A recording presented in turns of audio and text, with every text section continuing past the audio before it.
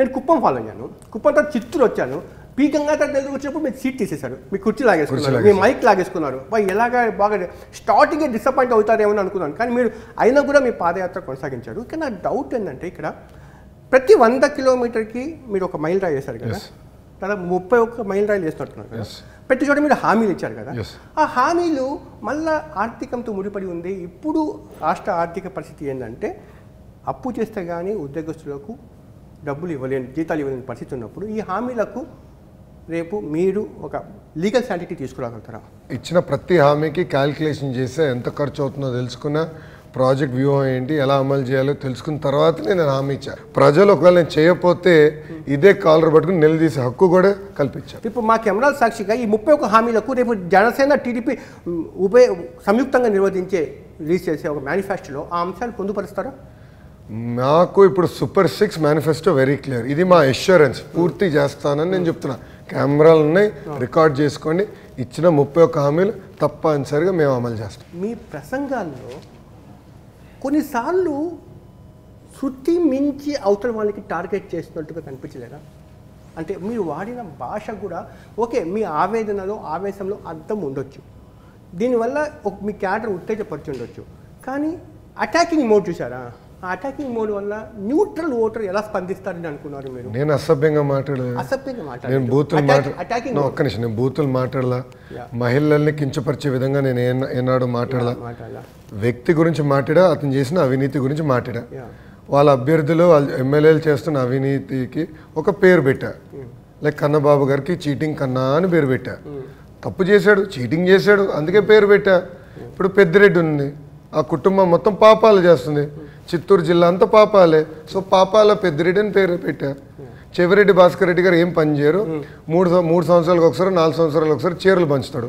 So Chandragiri Chevireddy చెవులో పువ్వు అని పెట్టాను. దానికి ఎంత ఫీల్ అయిపోతే ఎట్లా స్వామి? దానికి ఎంత రీషఫల్ జరిగితే ఎట్లా? సో నిజం చెప్పినట్టే కదా.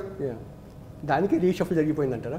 అంటే మీ ప్రసంగాల్లో వాళ్ళ గురించి ప్రస్తావించారు కాబట్టి ఇప్పుడు రీషఫలింగ్ అందుకు కారణం. దాంట్లో బాగా అనుకుంటున్నా. ఇప్పుడు పరిస్థితి ఎలా ఉందంటే, మన ఇంట్లో చెత్త ఉందండి, అది తీసుకెళ్ళి పక్కన ఇంటి ముందలేస్తే బంగారం అవుతుందా?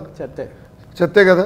అలాంటిది ఇప్పుడు మన ఒక నియోజకవర్గంలో ఇటు పనికిరాడని ముఖ్యమంత్రి తేల్చి చెప్పేశాడు, తీసుకెళ్ళి వేరే నియోజకవర్గంలో పెడితే ఆడు బంగారం ఎట్లా అవుతాడు? రేపు జగన్ గారు ఏదైనా టికెట్ నిరాకరించిన వ్యక్తులు, అసంతృప్తి వ్యక్తులు రేపు టీడీపీ కార్యాలయానికి వచ్చి తలుపు తట్టి మాకు టికెట్ ఇవ్వండి అంటే రేపు మీరు స్వాగతం చెప్తారా, లేకపోతే రెడ్ స్టాప్ బోర్డు పెడతారా? నేను ఎవరిపైన అయితే క్లియర్గా ఆరోపణలు చేశానో, విత్ రికార్డ్స్ బయట పెట్టానో, వాళ్ళకి తెలుగుదేశం పార్టీలో నో ఎంట్రీ ఖచ్చితంగా చెప్పేస్తారు మీరు. No entry. దాదాపు 40-50 మంది మారుస్తాం. 40-50 మందిలో కొంతమంది కూడా పనికొచ్చిన. అరే తెలుగుదేశం పార్టీ ఒక అద్భుతమైన ఫ్యాక్టరీ, నాయకులు తయారు చేసాం, పక్క రాష్ట్ర ముఖ్యమంత్రులు తయారు చేసాం.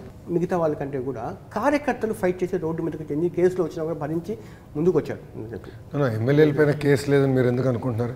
ఇప్పుడు కొల్ల రవీంద్ర గారి పైన కేసు ఉంది, యనమల రామకృష్ణ గారి పైన కేసు ఉంది, జేసీ ప్రభాకర్ రెడ్డి గారి పైన కేసు ఉంది, అచ్చెన్నాయుడు గారి పైన కేసు ఉంది, కళా వెంకటరావు గారి పైన కేసు ఉంది, దూల్పాల్ నరేంద్ర గారి పైన కేసు ఉంది, కేశవ్ గారి పైన కేసు ఉంది, లోకేష్ పైన కేసు ఉంది.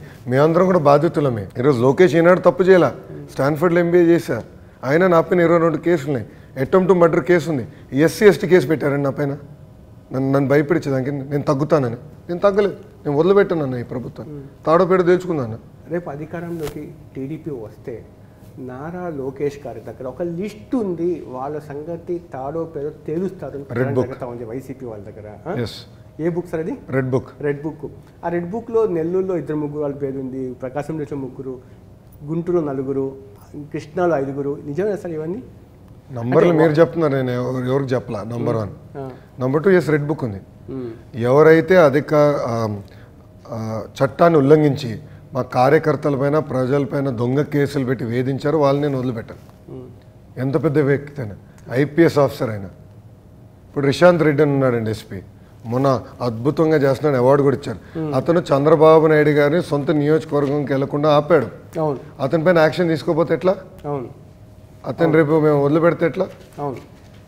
చట్టాన్ని ఉల్లంఘించాడు, తప్పనిసరిగా యాక్షన్ తీసుకుంటాం.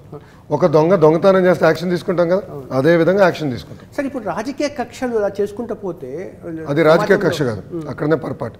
రాజకీయ కక్ష, నేను ఏనాడు తప్పు చేయకపోతే, ఇప్పుడు మీరున్నారు, మీరు తప్పు చేయకపోతే నేను మీ పైన దాడి చేస్తే అది రాజకీయ కక్ష.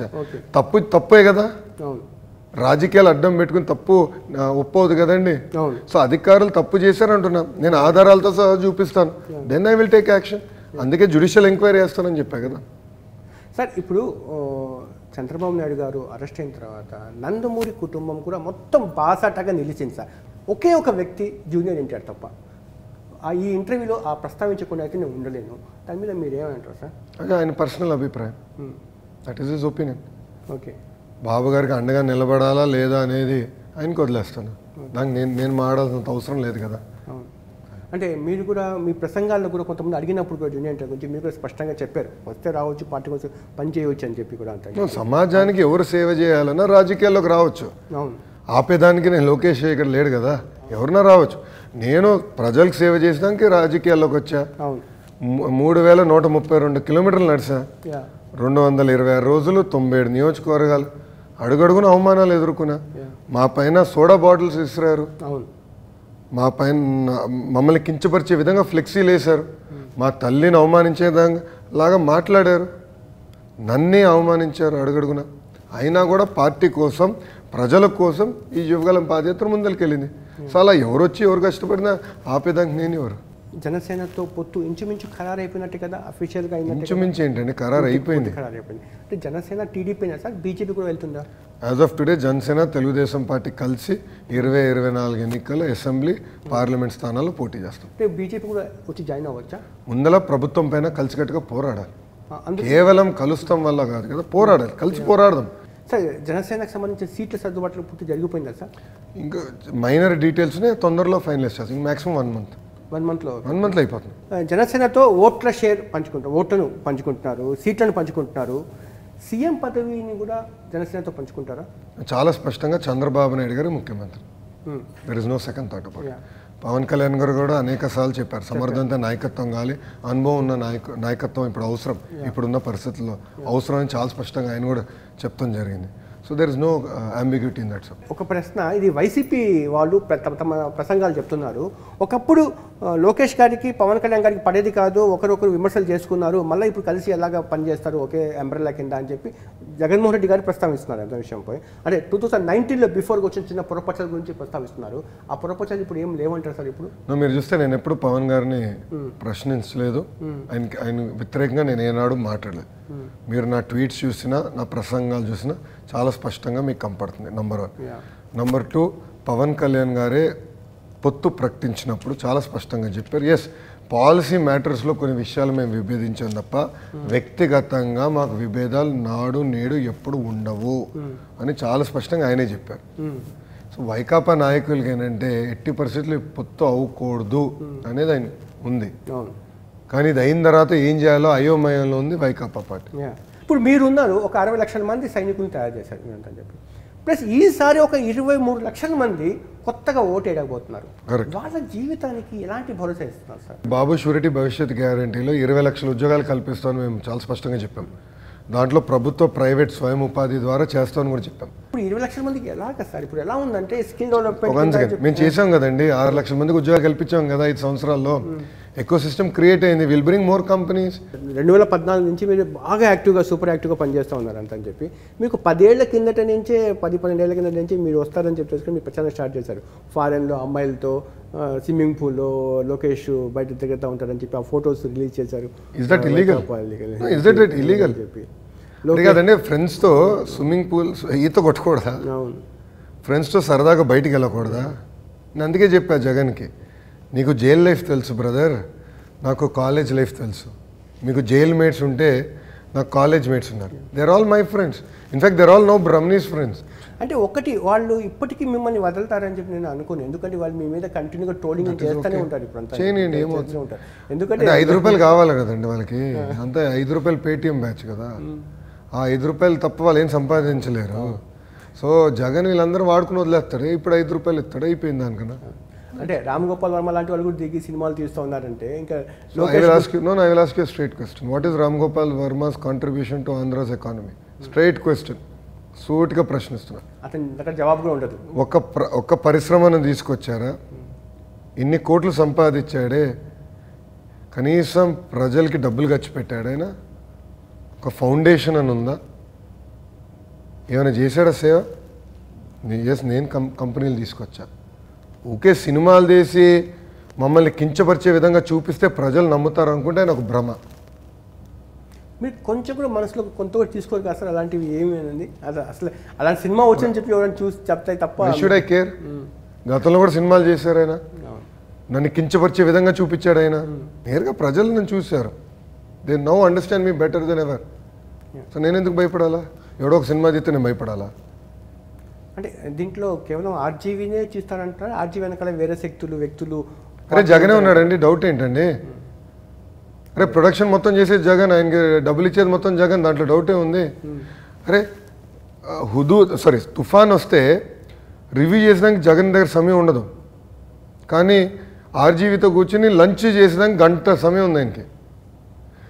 ప్రజలు కరెంటు ఛార్జీలు 9 సార్లు పెరుగుతున్నాయి, ప్రజలు బాధపడుతున్నారు, ఇబ్బంది పడుతున్నారు, దీన్ని పరిష్కరిస్తాం అనే జగన్ దగ్గరికి టైం ఉండదు. కానీ సినిమా ప్రొడ్యూసర్ డైరెక్టర్తో కూర్చొని గంట భోజనం చేస్తాడు. That is his priorities. అంటే సినిమా తీస్తే ఏదో ఎలక్షన్స్ గెలవచ్చు అనుకుంటున్నారు ప్రజలు. People know it better.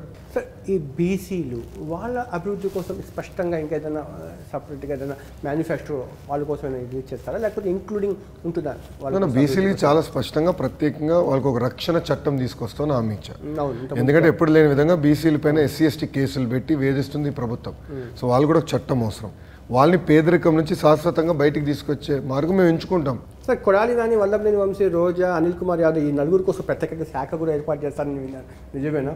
వాళ్ళ సంగతి చూడడానికి, వాళ్ళ అంతు చూడడానికి, వాళ్ళ యొక్క అక్రమాలు బయటకు తీసుకొస్తానని చెప్పి అంటే ఒక్క నిమిషం, ఈ నలుగురు అదే స్థానాల్లో పోటీ చేస్తారా లేదో వాళ్ళు తెలుసుకోవాల్సిన అవసరం ఉంది. లేదా రీషఫరింగ్లో వాళ్ళు పోతారో నాకు తెలియదు. ఏమో నాకు తెలీదు.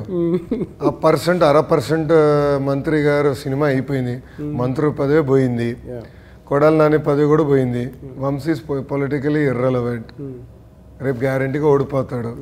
జబర్దస్త్ అంటే మొన్న సచ్చి బతికారు ఎన్నికల్లో, ఈ ఎన్నికలకు గ్యారంటీగా ఓడిపోతారు, నాకు ఎలాంటి సందేహం లేదు. సార్, ఒక్క ప్రశ్న సార్, ఎప్పుడు కాపులు పల్లకి మోయడానికైనా పల్లకిలు కూర్చోడానికి పనికిరారా అన్నది సీఎం పోస్ట్ సంబంధించిన కాపుల్లో ఒక అంతర్గతంగా వాళ్ళ సంఘాలు జరుగుతున్న చర్చ. మీరేమంటారు దానికి? అది ఎవరు వాళ్ళ వ్యక్తిగత అభిప్రాయాలు ఉండొచ్చు, కానీ మేము వెరీ క్లియర్. ఈరోజు దారి తప్పిన రాష్ట్రం సరైన దారిలో పెట్టాలంటే కేవలం అది ఒక చంద్రబాబు నాయుడు గారి వల్లనే అవుతుంది, ఆయన ముఖ్యమంత్రి అవ్వాలి అనేది మాకు అబ్సల్యూట్ క్లారిటీ ఈరోజు ఉంది. ధన్యవాదాలు లోకేష్ గారు, మీరు మాకు అవకాశం ఇచ్చినందుకు. థ్యాంక్ యూ జాఫర్ గారు, థ్యాంక్స్. నమస్తే, నేను మీ జాఫర్. మీకు నేను మా టీం చేసే వర్క్ నచ్చితే మీరు సబ్స్క్రైబ్ చేయడం మర్చిపోవద్దు. సబ్స్క్రైబ్ చేయడంతో పాటు పక్కన ఉండే బెల్ ఐకాన్ కూడా ప్రెస్ చేయండి.